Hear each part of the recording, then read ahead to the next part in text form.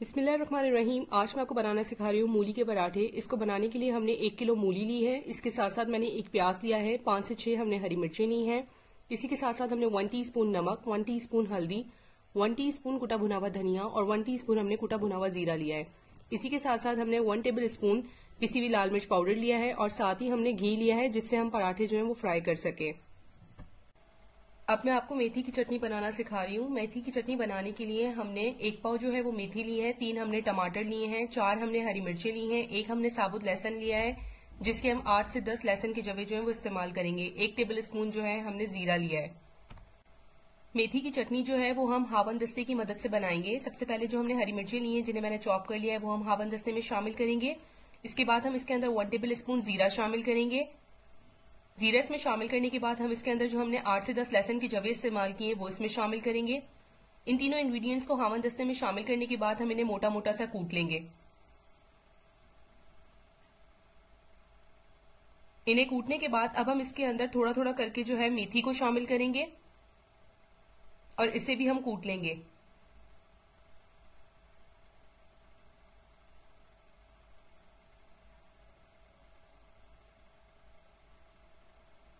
अब हम इसके अंदर जो हमने टमाटर लिए हैं 3, जिन्हें मैंने कट कर लिया है, वो इसमें शामिल करेंगे थोड़ा थोड़ा करके और इन्हें भी हम कूट लेंगे।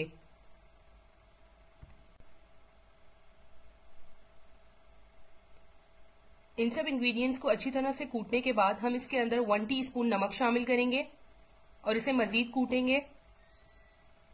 चटनी हमारी तैयार हो गई है। अब हम इसे एक बाउल में निकाल लेंगे।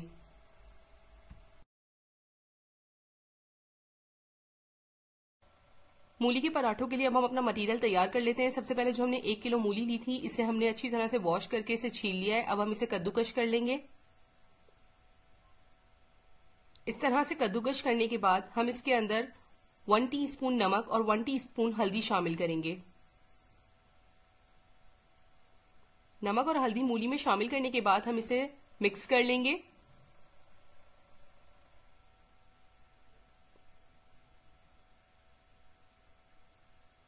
इसे मिक्स करने के बाद अब हम इस तरह से हाथ की मदद से इसका सारा पानी निकाल लेंगे। अगर आप चाहें तो आप किसी कपड़े की मदद से भी इसका पानी निकाल सकते हैं। इस तरह से हम इसे बिल्कुल ड्राई कर लेंगे।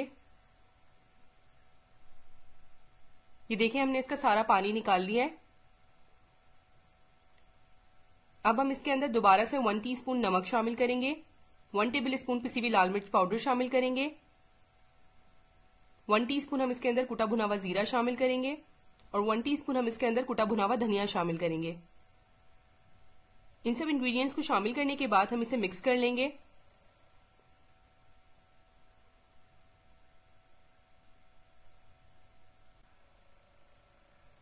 अब हम इसके अंदर जो हमने एक प्याज लिया था, इसे मैंने चॉप कर लिया है, वो शामिल करेंगे। इसी के साथ साथ हम इसके अंदर हरी मिर्चें शामिल करेंगे। जो हमने हरी मिर्चें ली थी वो भी मैंने चॉप कर ली है, वो शामिल करेंगे। और इसी के साथ साथ मैंने जो मूली के अंदर हरे हरे छोटे पत्ते थे, इन्हें मैंने चॉप कर लिया है, 1 प्याली के करीब हम वो इसमें शामिल करेंगे। इन सब इंग्रेडिएंट्स को शामिल करने के बाद हम इसे अच्छी तरह से मिक्स कर लेंगे। मटेरियल हमारा तैयार हो गया है। अब हम पराठे बनाने के लिए आटा गूंद लेते हैं। इसके लिए एक बाउल में हमने 4 कप जो है वो सादा गंदम का आटा लिया है। इसके बाद हम इसके अंदर ½ टीस्पून नमक शामिल करेंगे। नमक इसमें शामिल करने के बाद हम इसे अच्छी तरह से मिक्स कर लेंगे। अब हम इसके अंदर थोड़ा थोड़ा पानी शामिल करके इसे अच्छी तरह से गूंद लेंगे।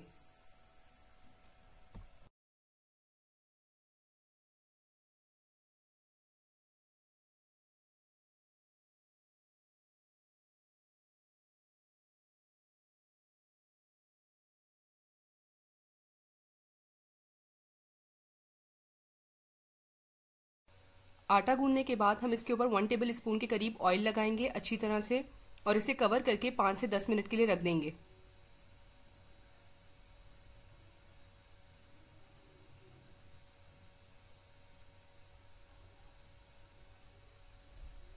दस मिनट हो गए हैं। अब हम इसका कवर हटा देंगे और इसके बाद हम एक एक करके अपने पराठे के लिए जो है वो रोटी बेल लेंगे।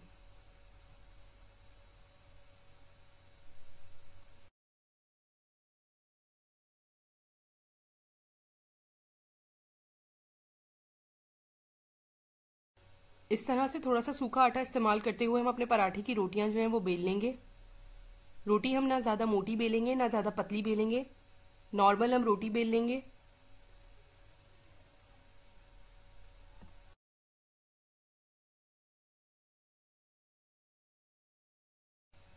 ये देखें, इस तरह से हम अपनी रोटी बेल लेंगे। अब हम अपनी दूसरी भी रोटी बेल लेंगे।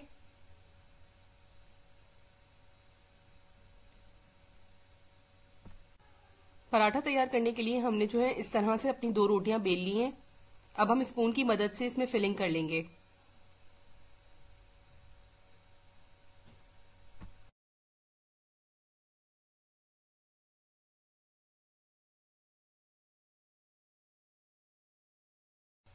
इस तरह से फिलिंग करने के बाद हमने जो साथ ही दूसरी रोटी बेली है, अब हम वो कवर कर देंगे इसके ऊपर।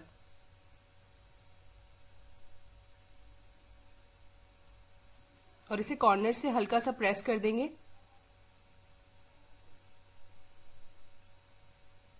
इसे प्रेस करने के बाद हम हल्का सा बेल लेंगे।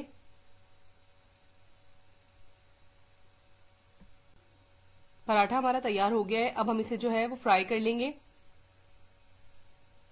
हल्का हल्का सा घी लगाकर हम इसे फ्राई कर लेंगे।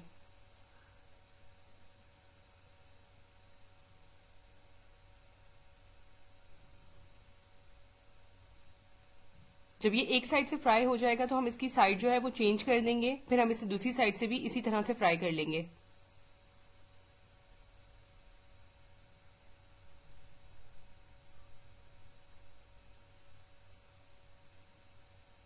उम्मीद करती हूँ आपको मेरे मूली के पराठों की रेसिपी पसंद आई होगी। आप इसे ज़रूर ट्राई कीजिएगा और मुझे अपना फीडबैक ज़रूर दीजिएगा।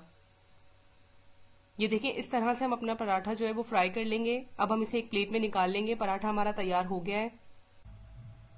अगर आप मूली के पराठों के साथ मेथी की चटनी खाएंगे तो ये आपको बहुत ही ज़्यादा मज़े के लगेंगे। और ये देखें, हमारा मज़ेदार सा मूली का पराठा जो है वो तैयार है।